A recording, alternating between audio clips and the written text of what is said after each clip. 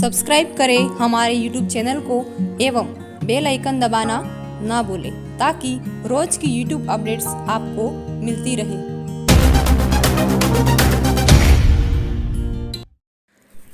नमस्कार दोस्तों, आज की अपनी क्लास रहेगी वो संविधान का भाग 4 क है जिसका नाम है मूल कर्तव्य।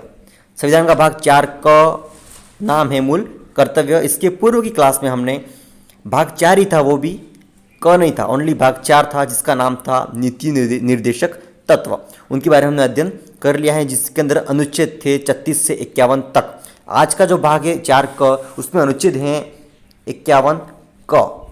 51 तक तो हमने आगे अध्ययन कर लिया है। अब ये 51 क अनुच्छेद हैं जिसके अंदर 11 मूल कर्तव्य के बारे में उल्लेख हैं जो हम क्रमबद्ध एक एक देखेंगे। क्लियर? इसके पूर्व आपको ध्यान क्या रखना है कि जो मूल कर्तव्य हैं वो प्रत्येक भारतीय नागरिक के लिए हैं जिनको इनका पालन करना होता है। साथ ही ये कहाँ से ग्रहित किए हमने, आखिर मूल कर्तव्य की जो अवधारणा है वो कहाँ से ली गई है, अक्सर ऐसा प्रश्न आता है तो आपको ध्यान रखना है रूस, सोवियत संघ रूस से हमने मूल कर्तव्य की अवधारणा ली है। इंग्लिश में बोल सकते हैं हम इनको फंडामेंटल ड्यूटीज़। तो एक और बात ध्यान रखनी कि जो मूल कर्तव्य जो थे भाग 4 क में जोड़े गए थे वो कब जोड़े गए, तो आपको ध्यान रखना है एक समिति थी स्वर्ण सिंह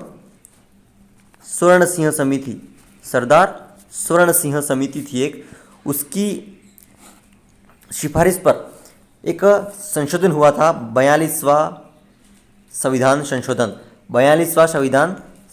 हुआ था 1976 में। 1976 इंदिरा गांधी सरकार के काल में एक ये संशोधन हुआ था।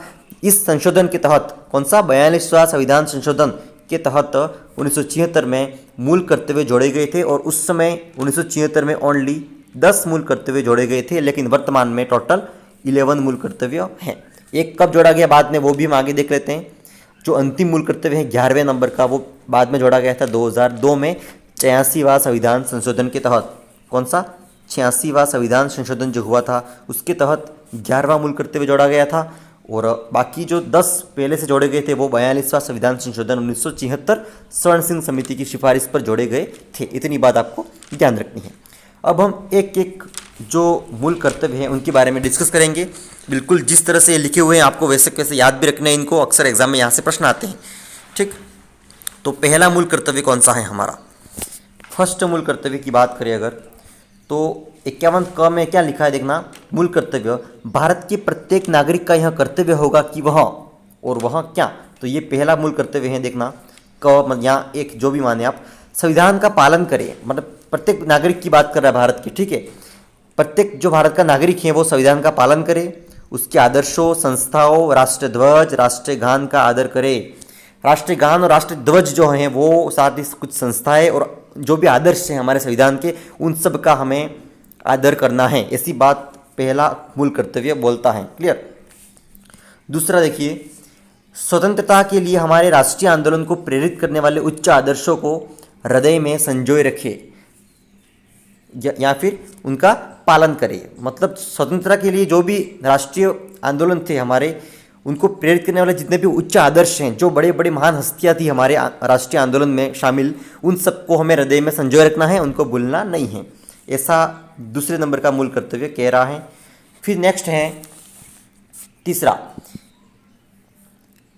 भारत की प्रभुता, एकता और अखंडता की रक्षा करे और उसे अक्षुण्ण बनाए रखे। मतलब प्रत्येक देश के नागरिक का कर्तव्य होगा कि वह एकता, अखंडता और संप्रभुता जो है हमारे देश की, उन सबको बनाए रखना है, उनको गंवाना नहीं है, इन सब की रक्षा करनी है, उनको अक्षुण्ण बनाए रखना है। इसके बाद घ या 4 नंबर का अगर हम देखें तो वो कह रहा है देश की रक्षा करे और आह्वान किए जाने पर राष्ट्र की सेवा करे। बस वही बात है कि भारतीय नागरिक का कर्तव्य होगा कि वह अपनी देश की सेवा करे और कभी भी उसकी ज़रूरत पड़ती है तो बिल्कुल तैयार रहे, तत्पर रहे। क्लियर? नेक्स्ट क्या लिखा है, भारत के सभी लोगों में समरसता और समान भ्रातृत्व की भावना का निर्माण करे, जो धर्म, भाषा, प्रत्येक प्रदेश या वर्ग पर आधारित सभी भेदभाव से परे हो, ऐसी प्रथाओं का त्याग करे जो स्त्रियों के सम्मान के विरुद्ध हो। मतलब समान भ्रातृत्व की भावना का निर्माण करना है हमें देश में।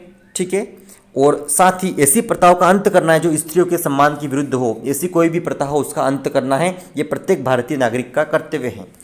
फिर आगे 6 नंबर का जो है, हमारी सामाजिक संस्कृति की गौरवशाली परंपरा का महत्व समझे व उसका परिरक्षण करे। सामाजिक संस्कृति का मतलब होता है मिश्रित या मिलीजुली जो भी संस्कृति है हमारी, मिलीजुली से या मिश्रित जो संस्कृति है उसका हमें महत्व समझना है। ये बात कह रहा है 6 नंबर का मूल कर्तव्य, क्योंकि प्रत्येक अलग अलग जाति के लोग भी यहाँ पे मिल के रहते हैं, तो ये कहीं ना कहीं एक मिश्रित सामाजिक संस्कृति है, तो इसको बनाए रखना है, ये हमारा मूल कर्तव्य है। फिर नेक्स्ट है प्राकृतिक पर्यावरण की, जिसके अंतर्गत वन, झील, नदी और वन्य जीव हैं, उनकी रक्षा करनी है। ठीक है, वन, झील, नदी और वन्य जीव इनकी तो रक्षा करनी है और उसका संवर्धन करें और प्राणी मात्र के प्रति दयाभाव रखें। प्रत्येक प्राणी के प्रति दयाभाव होना चाहिए प्रत्येक भारतीय नागरिक को, साथ ही इन सभी प्राकृतिक वस्तुओं का की भी रक्षा करनी है। नेक्स्ट ज है वैज्ञानिक दृष्टिकोण, मानववाद, ज्ञानार्जन तथा सुधार की भावना का विकास करें। मतलब प्रत्येक कार्य अगर हम कोई कर रहे हैं तो उसमें वैज्ञानिक दृष्टिकोण होना चाहिए, फालतू के अंधविश्वास वाले काम नहीं करने हैं। वैज्ञानिक दृष्टिकोण के साथ में मानववाद, मानवता की ओर अग्रसर रहना है और हमारे में मानवतावादी विचारधारा भी होनी चाहिए। क्लियर, इसके साथ हमें आगे बढ़ना है और सुधार की भावना रखनी है।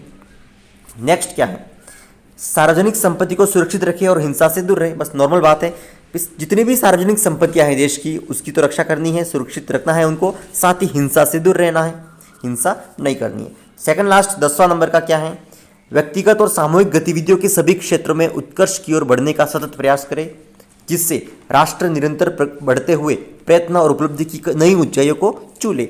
मतलब व्यक्तिगत हो या सामूहिक गतिविधि हो, पर हमें इस तरह से उत्कर्ष करना है अपने स्वयं का, जिससे हमारे देश का भी उत्कर्ष होता रहे, मतलब देश भी आगे बढ़ता रहे और हम स्वयं भी अपनी तरक्की करते रहे। इस तरह के कार्य करने हैं और इसी के साथ हमें ऊंचाइयों को चुना है। लास्ट जो 11वें नंबर का मूल कर्तव्य है वो मैंने बताया था आपको कि 86वें संविधान संशोधन द्वारा जोड़ा गया था, 2002 में जोड़ा गया था। क्लियर है, और इसके अंदर क्या था देखिए, ये था यदि माता या पिता या संरक्षक हैं 6 से 14 वर्ष तक की आयु वाले अपने यथास्थिति बालक प्रतिपाल्य के लिए शिक्षा के अवसर प्रदान करें। मतलब यहाँ तो कोई संरक्षक हो या फिर स्वयं माता पिता हो, वो बालकों को 6 से 14 वर्ष तक के लिए अपनी स्थिति के अनुरूप उनको बिल्कुल शिक्षा के अवसर प्रदान करें। ये कर्तव्य होगा माता पिता का या फिर संरक्षक का। ऐसा ये जो है या 11वें नंबर का जो मूल कर्तव्य है वो बोल रहा है, जो बाद में 2002 में जोड़ा गया था। ये बात आपको ध्यान रखनी है और ये हमारा अंतिम मूल कर्तव्य है प्रत्येक भारतीय नागरिक का। तो ये तो थे संविधान के मूल कर्तव्य जो हम नागरिकों के लिए हैं। एक बार फिर से बता दूं, यह रूस से ग्रहित हैं और इनको फंडामेंटल ड्यूटीज़ कहते हैं। क्लियर, प्रत्येक भारतीय नागरिक का कर्तव्य होगा कि वो इनका पालन करे। और अब हमारी जो अगली क्लास रहेगी वो संविधान का भाग 5 रहेगा, जो आगे हम अध्ययन करेंगे। धन्यवाद।